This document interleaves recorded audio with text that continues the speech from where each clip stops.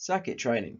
Can't really mess that up. Just chuck a few exercises together and Bob's your uncle. Wrong. It's one of my pet hates is seeing people misuse a training modality or not gain the full benefits from it simply because they don't understand how to use the tool in their toolbox. Now, why are you using your circuit? Sometimes I get fitter.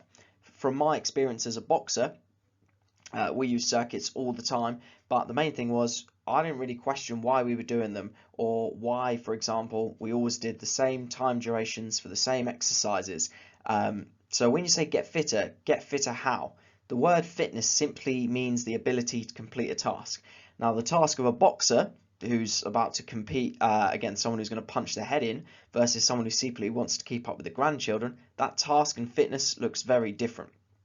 And the different components of fitness you might want to stress, that's going to determine a different circuit with different exercises and different work to rest ratios. Crowd control, fair enough. You got 50 people at your boxing club, you've got minimal space, you need to keep them entertained. I get it, fair enough. But if you're saying get fitter, there's a whole host of components of fitness that you could be working in your circuit either deliberately without realizing it, or you're not really making the most of the opportunity. If you're a boxer, for example, and you're training circuits 4 or 5 times a week, surely you want to be making the most of that time that you're spending training, because that's valuable time that adds up. And if you had a choice, would you rather be the guy who just does something for the sake of it, doesn't really know what they're doing, or the guy who understands what he's doing, programs his circuits effectively, and comes up against someone who's clueless? Would you rather be the clueless guy or the one who knows what they're doing? Now, all circuits are not created equally. In this presentation, I'm going to explain why. So firstly, you've got different time domains. Now, I've explained in a previous video, aerobic and anaerobic conditioning of boxers, why these time domains are relevant in terms of the adaptation or what you're trying to get out of it. And this has a lot to do with work to rest ratio. I'll go into some specifics later on in the presentation. But for example, if you were to do 10 seconds off and 50 seconds on versus 50 seconds on and 10 seconds off, what you're getting out of those circuits looks very different. Secondly, exercise selection. Now, if you ask somebody to do push-ups in a circuit, and let's say somebody can do 20 push-ups with good technique, and somebody can do 5 push-ups with good technique. Now, let's say that your circuit involves 10 push-ups. Who are you putting at risk of injury because you're asking them to do twice as much than they can physically do? So exercise selection is very tricky to get right, especially if you've got a wide range of abilities. But I'm going to explain some practical take-homes in regards to this later on in the presentation. Equally, if, for example, the aim of your circuit is something like improving aerobic power, and you're doing something like maximum reps of a sit-up, the limiting factor in max sit-ups isn't the fact that your heart and lungs can't pump any blood to the working muscles. The limiting factor is the muscular endurance of your core. Probably better exercises than sit-ups, but just because they're done a lot in circuits, I thought I'd use that as an example. Now, equally, another thing to consider is the number of exercises and the number of rounds you're performing.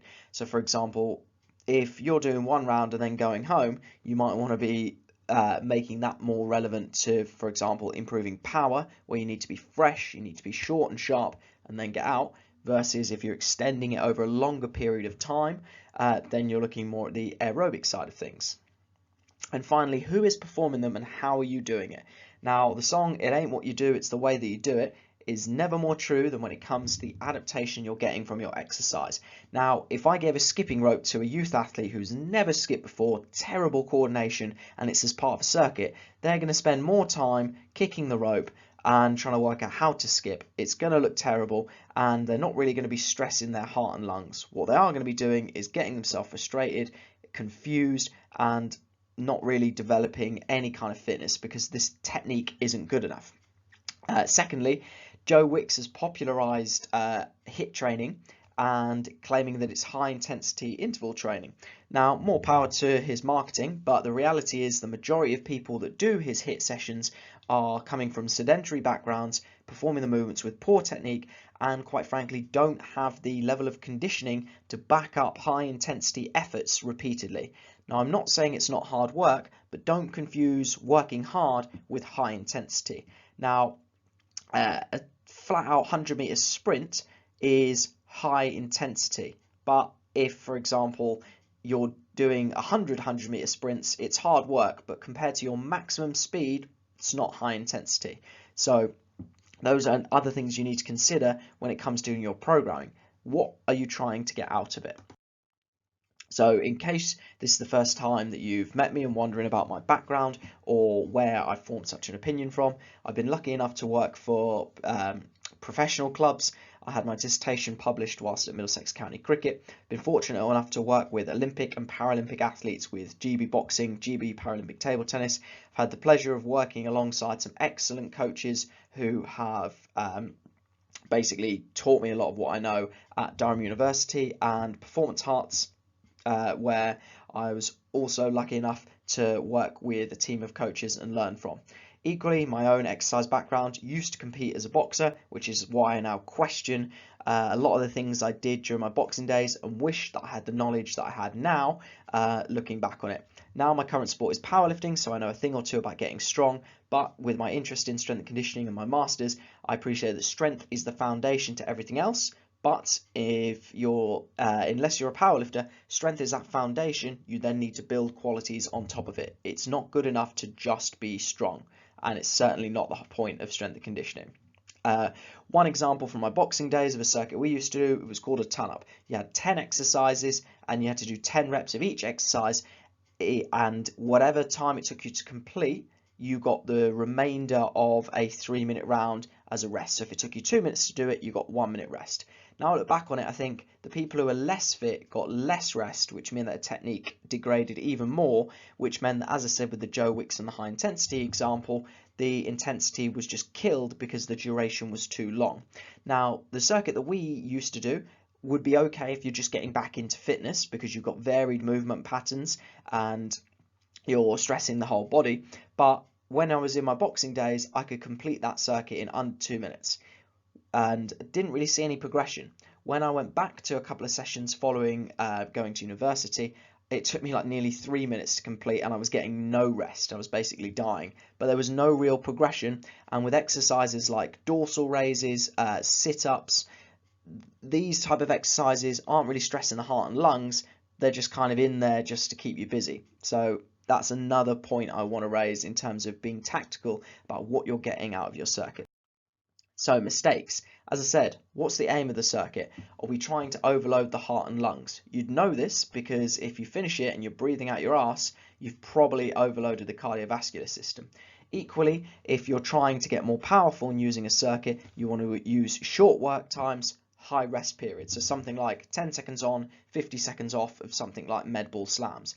Now, something like this isn't too popular in boxing gyms because it actually doesn't feel too bad. Even though you're working at high intensity for 10 seconds, 50 seconds off seems like a lifetime, especially if you've not got the power to generate a good enough intensity.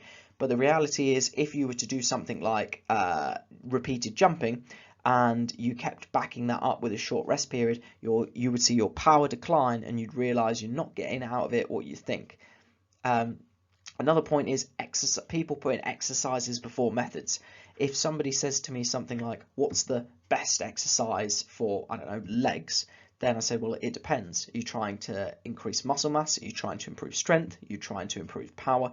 If you know what you're trying to get out of the exercise, i.e. the adaptation, then that will let you choose the exercise. Next, circuits not scaled. As I said with the push-up example, I see a lot of poor push-ups performed. Now, if you're in a boxing population, you're probably tight in your pecs, your lats, maybe even your triceps. Everything at the front of the body is tight, and now you're doing more push-ups at the front, work in the front of the body and just tightening up. Now, again, if you've got female boxers or young boxers who can't perform them properly, now you're asking them to repeatedly perform a movement that they haven't got the technique for. For some reason, people don't bat an eyelid when they do that with body weight, but when they do it with external weight, for some reason that's all of a sudden an issue, yet body weight is somehow disregarded. And finally, progression. as I mentioned with my example in my boxing days, there was no progression to our circuits. The time domains didn't change, the exercises didn't get harder, whether you were a beginner, medium or advanced, you were all doing the same thing. So some simple fixes for this, for people who can't do push-ups. A push-up position plank, so you're gaining that shoulder stability. Kneeling push-ups I don't mind, as long as the core and hips move as one unit, which typically doesn't happen. So how do we progress circuits? So depends what we're aiming for. If we're going for muscular endurance, which I would argue isn't super necessary in something like boxing, because you get that muscular endurance just by hitting the bag and moving around. But if we are, we can increase the reps we do. So week 1 we might be doing 10 reps, week 2 12, week 3 15. Work capacity. Now this is where the circuits I mentioned earlier aren't actually a bad idea. If you can get more work done in less time, you're generally more fitter. So if you're right at the start of camp, you're coming back into training, that's when the circuit that I described, different movements, not terrible. Strength circuits, again, probably wouldn't use circuits for strength unless it's for youth athletes, because if you're strong enough, you don't need the amount of rest. If you're not strong enough, then you don't necessarily need the amount of rest that a textbook recommends. However, if you're putting down some high levels of force, you're going to want 3 to 5 minutes rest for proper strength movements, especially if you've had any strength training. And finally, for me, what I would be using circuits for would be something like aerobic power. Now, there's an example of a 3-week progression. Obviously, when you get to week 3, the intensity you're going to use in a 15-second bout should be much higher than the intensity in a 30-second bout. Because of the incomplete rest periods, so for example you've got a 2-to-1 work rest ratio or 1-to-2, it's still largely aerobic, but you're going to get more of an overload breaking up, say, a 2-minute work interval into those chunks. You'll get a greater overload of the cardiovascular system than you would if you just did 2 minutes on, 1 minute off. I've previously spoken about 2 minute on, 1 minute off intervals being great for improving buffering capacity, i.e. the ability to recover between high intensity efforts. So you've got that option, which will be about 80% of VO2 max. You've then got the option of using the intervals that I've listed to just overload what the cardiovascular system is capable of. As I said, if you understand the adaptation you're going for, then that should allow you to choose your method. If you're starting with the exercise, you're just pressing and guessing and hoping you get something good from it. And finally, you want exercises that involve minimal technical demands. This is where I know most boxing gyms don't have access to this bit of kit, but something like a prowler would be ideal. Something like mountain climbers, again, useful because the heart and lungs get overloaded, you don't need a load of space, and it's relative to the person performing them. So for example, someone who's not very fit might perform, 10 of those in 20 seconds. Someone who is will perform 30, but the technique's not going to degrade so much that people are either putting themselves at risk of injury or they're just performing an exercise that doesn't really overload the heart and lungs. So practical take-homes. If you have a hammer, everything is a nail. So if you just look at exercises as what you're going to use for your circuit, then you're not really getting much out of it. You're just using a hammer for everything, regardless of whether it's a nail or not.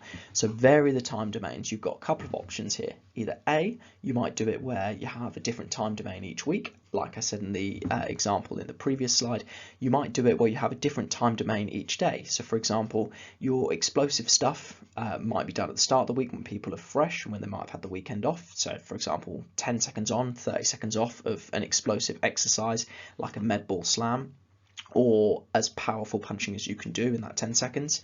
And towards the end of the week, when people are generally more tired, you might do some more aerobic stuff where you stretch the interval out a little bit longer. Equally, you might do it where you vary the intervals, so you have anaerobic stuff on one day, so for example 10 seconds on, 30 seconds off on the Monday, and then the Tuesday where you're recovering from the high intensity, you stretch the intervals out a little bit longer so that the intensity is lower. So you might have, for example, high intensity on Monday, low on a Tuesday, high on a Wednesday, low on a Thursday. There's reasons you would use each time domain for their own benefits, and you can't have your foot on the pedal all the time. Secondly, vary the work to rest ratio, kind of similar to what I've just mentioned, but the time domain might be like the total amount of time you're exercising for. The work to rest ratio is the length of the individual work and the rest. penultimately, make sure the exercise matches the desired outcome. If your aim is to overload the heart and lungs so that when you get in the boxing ring, your cruise control speed, which again I've mentioned in the anaerobic aerobic boxing video, if you're trying to improve that cruise control speed, then you don't want to be picking exercises where the limiting factor is muscular endurance. This is why sit-ups are a pretty bad choice, not just as a core exercise, but just as a circuit exercise in general. Finally, provide an alternative exercise for youth athletes or athletes who are, for example, just getting back into fitness. So, for example, rather than push-ups, you could go push-up position plank. In youth athletes, the strength that a push-up can give them is great if they can do it properly. They'll probably get all the aerobic development or energy system development from the actual boxing itself. The conditioning they receive from a circuit probably at their age isn't giving them anything in addition. So as I said, vary the time domains. You might have shorter stuff, for example 10 to 20 seconds, and longer stuff 2 to 3 minutes. Vary the work rest ratio. So if you always do 30 seconds on, 15 off, then maybe do 15 on, 30 off, maybe do 20 on, 20 off, and that's just giving the body a different stimulus to adapt to. Generally, if you're trying to work for power, shorter work periods, longer rest. If your capacity, so capacity is how much of something you can do, power is how intense something is. So make sure you're working different work rest ratios. Finally, stuff like bodyweight lunges, squats, sit-ups, the limiting factor is going to be the endurance of that specific muscle itself. And your muscle's ability to repeatedly contract will be the limiting factor, not the body's ability to deliver oxygenated blood to the heart and lungs. Typically what you'll find as when you see struggle in boxing, boxers' mouths, their mouths open, they're struggling to get air in. That's a good sign that their aerobic system is starting to struggle and that they are starting to accumulate waste products from using unsustainable energy sources. When that's the limitation, exercises like sit-ups, squats and lunges aren't helping you. They're for muscular endurance if they're done for your own body weight, and if you're using weighted exercises for squats and lunges, then that's when you're looking at strength, provided it's heavy enough. Hope you found that useful. Again, try to whistle through that as quickly as possible. So if there's anything that you've not understood, then drop me a message and I'd be more than happy to answer. If you feel like you're in a position to support my content, would like to request it, or just simply like exclusive access to it before anybody else, then sign up to my Patreon and drop me a message and I'll be happy to do that for you. Till next time, catch you in the next video.